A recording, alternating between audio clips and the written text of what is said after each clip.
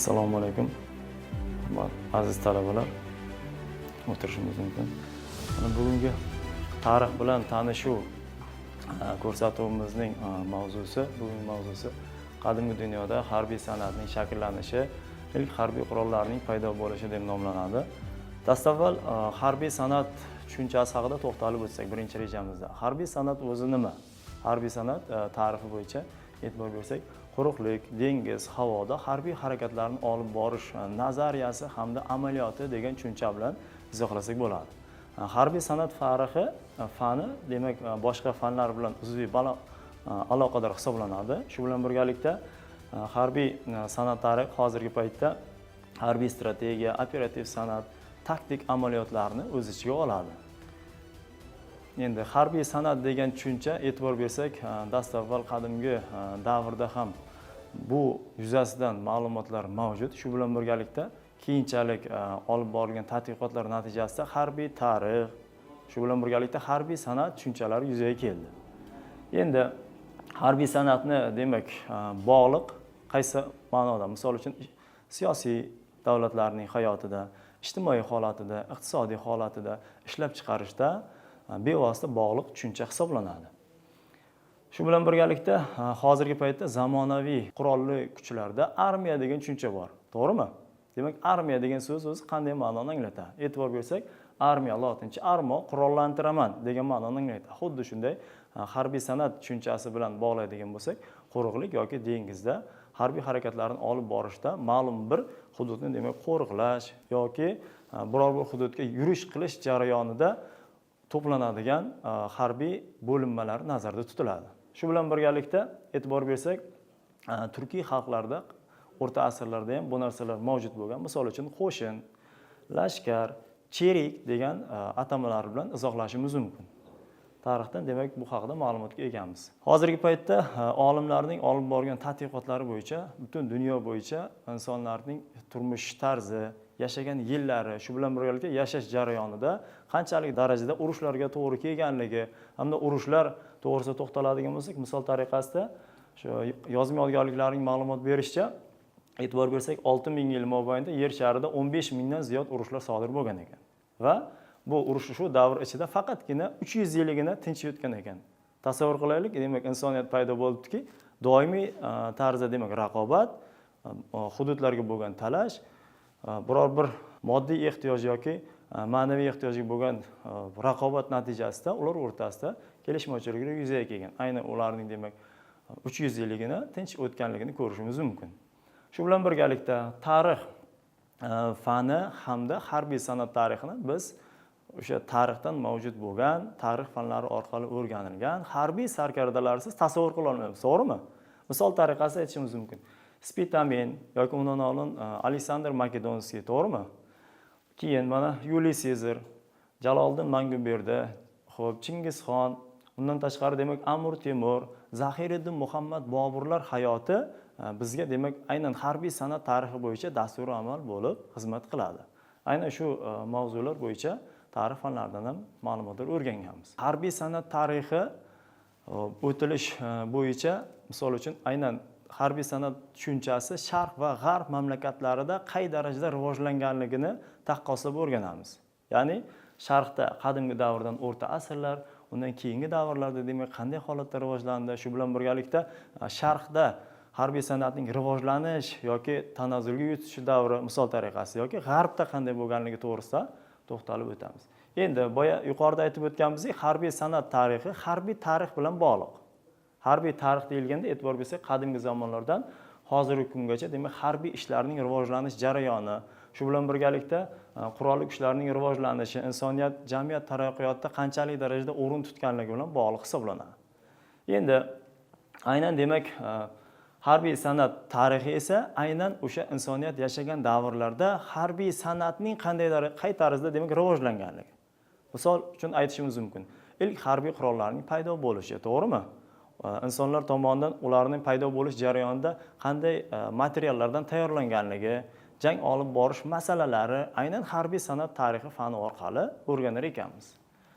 Endi e'tibor bersak, harbiy san'at tarixi fanining demak maqsadi e'tibor bersak, harbiy san'at tarixi insoniyat paydo bo'lgandan to hozirgi paytgacha bo'lgan davrlarda harbiy tarix shu bilan birgalikda harbiy san'at tarixi qay darajada rivojlanganligi va insoniyatning turmush tarziga uning ijobiy yoki salbiy tomonlarini o'rganishdan iborat. Boya ham yuqorida aytib o'tdik, misol tariqasida aytishimiz mumkin, olimlarning ta'kidlashicha 5,5 ming yil mobaynida 14 mingdan ziyod urushlar sodir bo'lgan ekanda, unda e'tibor bersak 4 milliarddan ortiq kishi vafot etganligini misol tariqasida keltirsak bo'ladi. Shu bilan birgalikda biz tariximizga demak guvohlik berishcha birinchi va ikkinchi jahon urushlarida misol tariqasida olishimiz mumkin qirg'in-barot urushlar, shu bilan birgalikda ularda insonlarning vafot etganligi va ularda misol tariqasida 60 milliondan ortiq insonlarning o'sha yostig'i quriganligini misol tariqasida keltirib o'tsak mubolag'a bo'lmaydi. Endi harbiy san'at tarixi fanining demak vazifalari nimadan iborat? Maqsadiga to'xtalib o'tdik. Demak vazifalar.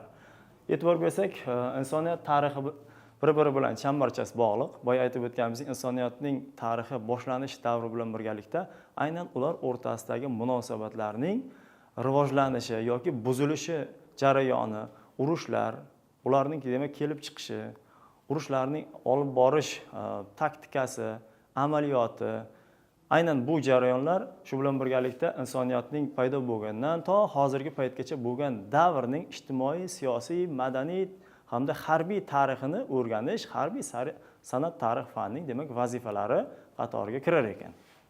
Aynan insoniyat tarixi boya aytib o'tganimizdek, tug'ilishdan boshlab doimiy tarzda raqobat bo'lgan, to'g'rimi? Misol tariqasida bitta hududning rivojlanishi yoki insoniyatning rivojlanish jarayoni deydi. Shu bilan birgalikda e'tibor bersak, raqobat nima uchun yuzaga keladi deyilgan paytda insoniyat mavjud bo'libdiki, ularning demak ko'payish jarayoni birinchi navbatda demak moddiy ehtiyoj, shu bilan birgalikda hududga bo'lgan ehtiyoj, to'g'rimi?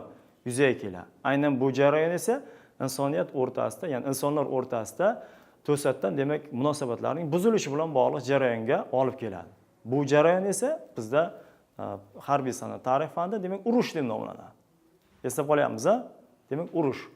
Yaxshi. E'tibor bersak, urushlarning hozirgi paytgacha bo'lgan tadqiqotlar natijasida ma'lum bir demak turlarga bo'lib o'rganishimiz mumkin ekan urushlarni. Misol tariqasida aytishimiz mumkin. Yirik masshtabli urushlar. Yirik masshtabli. Eslab qolyapmizmi? Keyingisi demak mintaqaviy urushlar va demak mahalliy urushlarga bo'linar ekan. Shu bilan birgalikda yana bitta urush nomi bor. Biror bir hudud o'rtasida insonlarning turmush tarzi bilan bog'liq bo'lgan misol tariqasida olishimiz mumkin Amerika Qo'shma Shtatlaridagi urushni fuqarolar urushi degan tushuncha ham bor ekan. Aynan fuqarolar urushi degan tushuncha xuddi shu yirik masshtabli mintaqaviy yoki demak mahalliy urushlardan farqli o'laroq ma'lum bir hudud o'rtasida fuqarolar urushi ham yuz berib turar ekan. Harbiy san'at tarixi fani esa aynan shu insoniyat paydo bo'lgandan to hozirgi paytgacha bo'lgan davrdagi mavjud bo'lgan yirik masshtabli bo'ladimi, mahalliy urushlar bo'ladimi yoki fuqarolar urushi bo'ladimi, aynan shu fuqarolarning birinchidan kelib chiqish sabablari, ularning demak oqibatlari, natijalari to'g'risida ma'lumot berib o'tadi. E'tibor bersak, harbiy san'at haqida ma'lumotga ega bo'lib o'tdik. Endi harbiy san'atning ma'lum bir xuddi tarix fanining yordamchi sohalari bo'lgan singari, harbiy san'at tarix fanining ham yordamchi sohalari bor. Harbiy san'atni bitta harbiy san'at bilan o'rganib bo'lmaydi. Shuni e'tiborga oladigan bo'lsak, misol tariqasida strategiya, operativ san'at, taktika degan tushunchalar bilan to'ldirishimiz mumkin. Aynan ular orqali harbiy san'atni yanada mukammalroq demak yoritib berishga harakat qilinadi. E'tibor bersak, demak, ular qanday ma'noni anglatadi? Misol tariqasida bizda strategiya degan tushuncha bor, to'g'rimi? Strategiyani bu siyosat yo'nalishi bo'yicha, harbiy san'at yo'nalishi bo'yicha ifodalashimiz mumkin. Misol tariqasida strategiya deyilganda o'zi aslida grekcha so'zdan olingan bo'lib, e'tibor bersak, demak stratos qo'shin, ago boshlab boraman degan ma'noni anglatar ekan. Umumiy nom bilan aytganda esa qo'shinni boshlab boraman degan ma'noni anglatadi. Eslab qoldikmi? Qo'shinni boshlab boraman deyilgan paytda, ya'ni biror bir demak, boya aytib o'tganimizdek, fuqarolar o'rtasida yoki insonlar o'rtasida kelishmovchilik yuzaga kelgan taqdirda, o'sha har bitta hududning o'zining maxsus o'sha davrdagi oqsoqollari tomonidan qo'shinlar saflanib boshlab borish jarayonini, demak, strategiya degan tushuncha bilan ifodalashimiz mumkin ekan. Davom etamiz. Shuning nima sifatida, davomi sifatida, demak, taktika degan tushunchaga to'xtalib o'tsak.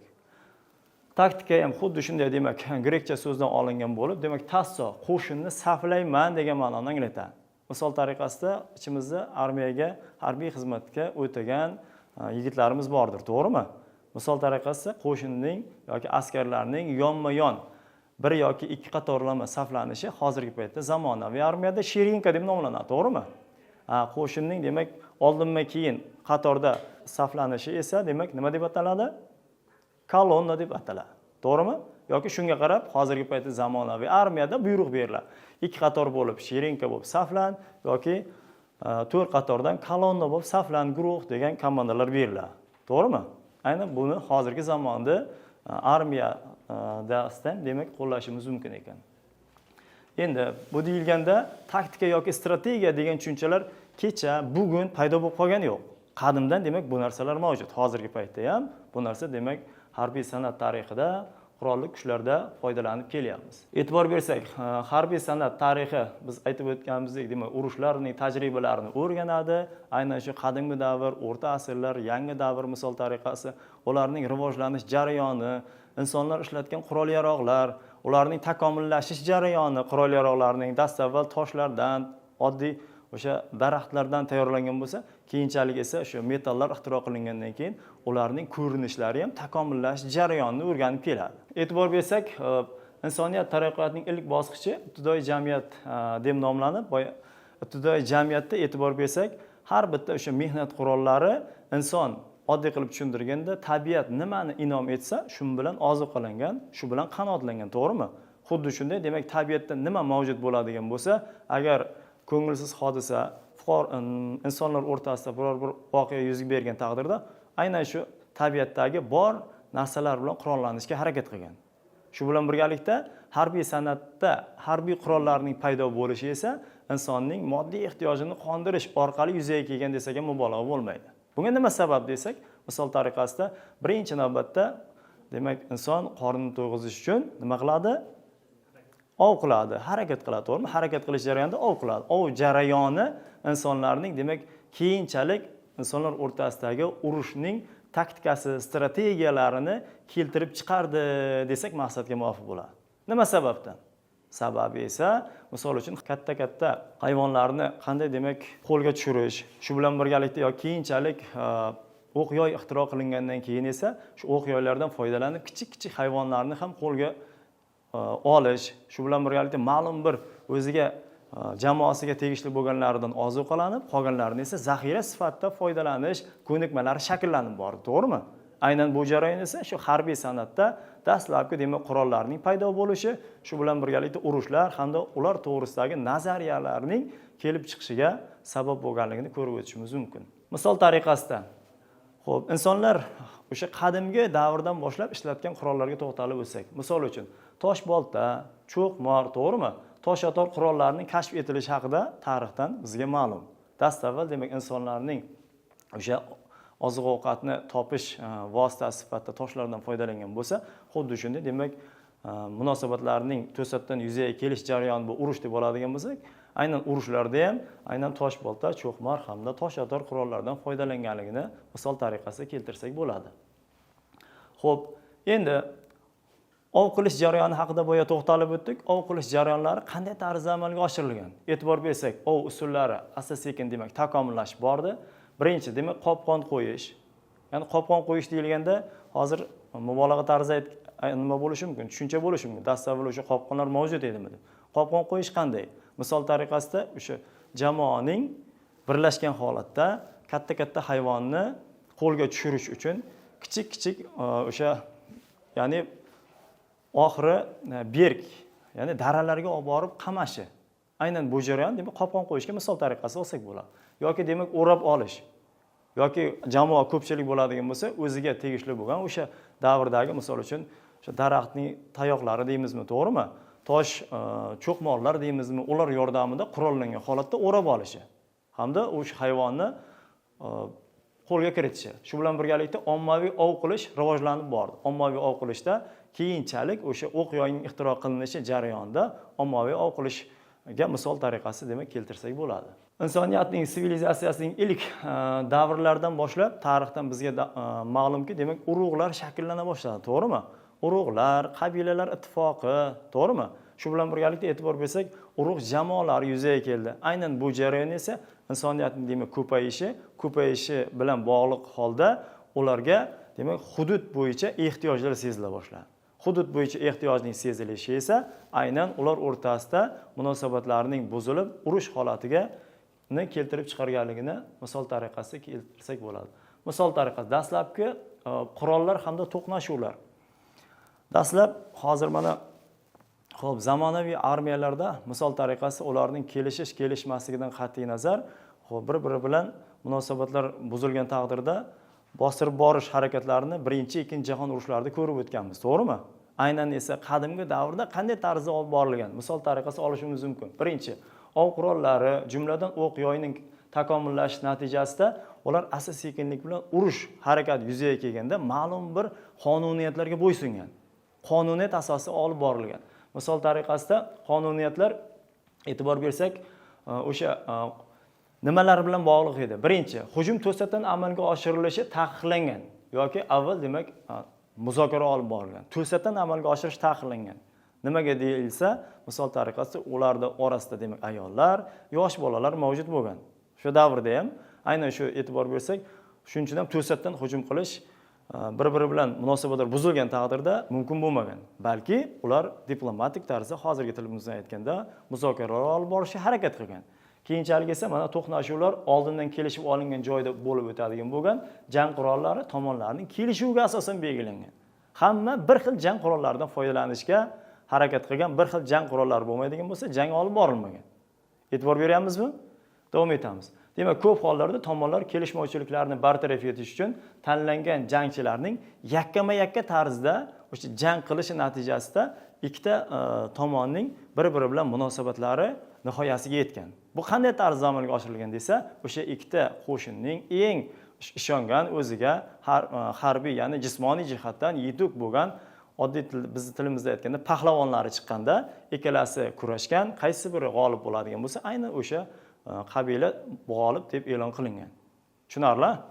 Aynan bu jarayon e'tibor bersak, dastlabki jangchilarning yoki harbiy bo'linmalarga askarlikka olinish jarayoni qanday bo'lgan? Misol tariqasida birinchi shu qadimgi Sharq mavzusida ham bir to'xtalib o'tamiz.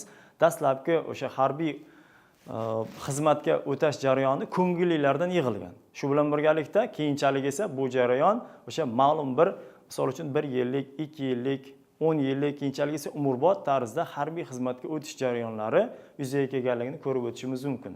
To'satdan hujum odatda demak tongga yaqin amalga oshirilgan. Buni ko'proq aytishimiz mumkin. O'sha qadimgi davrda bu haqida ma'lumotlar keltirilmaydi. Ko'proq o'rta asrlar davrlarida bu demak hujum to'satdan amalga oshirilganligi to'g'risida ma'lumotlar keltirib o'tiladi. Ko'proq o'sha musulmonlar bilan nasroniylar o'rtasidagi bo'lgan janglar haqida manbalarda keltirib o'tiladi. Xo'p, aynan shu bilan demak doimiy tarzda insoniyat yashashi jarayoni bilan bog'liq bo'lgan tushunchalarda doimiy mudofaa tizimiga ham e'tibor berilgan. Mudofaa tizimiga e'tibor berilib, aynan shu mudofaa tizimida keyinchalik dastavval qo'rg'onlarda o'sha oqsoqollar, ularning oila a'zolari, hunarmandlar keyinchalik o'sha yashagan bo'lsa, keyinchalik esa ma'lum bir himoya inshootlari qurila boshlandi. Minoralarning devorlarining ustida esa maxsus shinaklar o'rnatiladigan bo'ldi. Hozirgi demak mavzuyimiz bo'yicha e'tibor bersak, xulosa qismiga o'tadigan bo'lsak, dastlabki o'sha insoniyatning tarixida harbiy san'atning yuzaga kelishi, dastlabki ishlatilgan qurol-yarog'lar bo'yicha insoniyat xulosa qiladigan bo'lsak, moddiy ehtiyojini qondirish orqali aynan o'sha harbiy qurollarning takomillashish jarayonini ko'rib o'tishimiz mumkin. Shu bilan birgalikda hududlarga bo'lgan ehtiyojning oqibatida ular o'rtasidagi kelishmovchilikdan urushning kelib chiqishi, shu bilan birgalikda urushlar esa sekin-sekin aynan o'sha yillar davomida takomillashgan holatda ularning demak nomlarini ham ko'rib o'tdik. Aynan bu hozirgi mavzu yuzasidan kimda qanday tushunmagan tushunchalar, qiziqtirgan savollar bo'ladigan bo'lsa, marhamat, savollarga o'tishimiz mumkin. Marhamat. Harbiy san'at tarix fanining oliy ta'limda o'tilishidan maqsad nima? Yaxshi, barakallah. Demak, biz mavzuyimizda ham ko'rib chiqdik. Harbiy san'at tarixi bu insoniyat tarixining chambarchas, insoniyat tarixi bilan bog'liq tushuncha hisoblanar ekan. Qadimdan ham mavjud bo'lgan, demak, doimiy tarzda insonlarning o'zini, demak, mudofaa qilishi, shu bilan birgalikda davlatni qo'riqlash va oliy ta'lim muassasalarida ham shu fanning, demak, o'tilishidan maqsad harbiy san'at tarixi bo'yicha insoniyatning paydo bo'lgandan to hozirgi paytgacha urushlar, ularning kelib chiqish sabablari, shu bilan birgalikda ularning oqibatlari va aynan urushlarning boshqa tushunchalarga nisbatan insoniyatni umriga, demak, zavol keltiruvchi tushuncha ekanligini singdirish, shu bilan birgalikda ular ishlatgan qurol-yarog'larning takomillashish jarayoni hozirgi paytdagi, demak, ahamiyati yuzasidan oliy ta'lim muassasalaridagi talabalarimizga bu narsalar o'rgatib borilyapti. Kelajakda ko'pchiligimiz mana maktablarga borgan paytimizda darslikdagi ma'lumotlar bilan birgalikda qo'shimcha tarzda harbiy san'at tarixi bo'yicha ham davrlar, sulolalar bo'yicha ma'lumot berishimiz uchun o'rgatib borilyapti. Hech kimda savol bo'lmasa, savollarga javob berdik.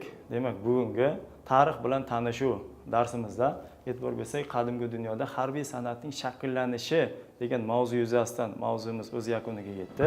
Keyingi darslarimizda uchrashguncha